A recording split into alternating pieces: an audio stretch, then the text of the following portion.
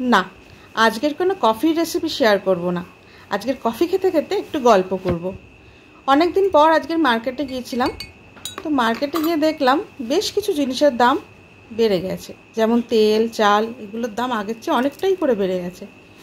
দেখলাম তো বটে, কিন্তু প্রচণ্ড বৃষ্টি আসার জন্য কিছুই কেনা হয়নি। তাই বাড়িতে এসে সুইগি, ইনস্টামার্টে অর্ডার করেছিলাম।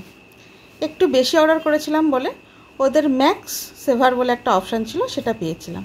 তো কিছু কিছু জিনিসের দাম উল্লেখযোগ্যভাবে একটু কম বলে এই ভিডিওটা আমি করলাম, যাতে সবার সুবিধা হয়। যেমন এই ইঞ্জিন তেলটা বাইরে আমি 200 টাকা দেখছিলাম, প্রিন্ট 208, এখানে নিল 193। আর সানড্রপের এই তেলটা 400 টাকা প্রিন্ট, এটা নিল 347 টাকা। এছাড়াও রয়েছে হলুদ গুঁড়ো, এটার প্রিন্ট রয়েছে 40 টাকা, নিল 14 টাকা। 14 টাকা বলে আমি 4টে নিয়ে নিয়েছি। এরপরে রয়েছে কাশ্মীরি মির্চ।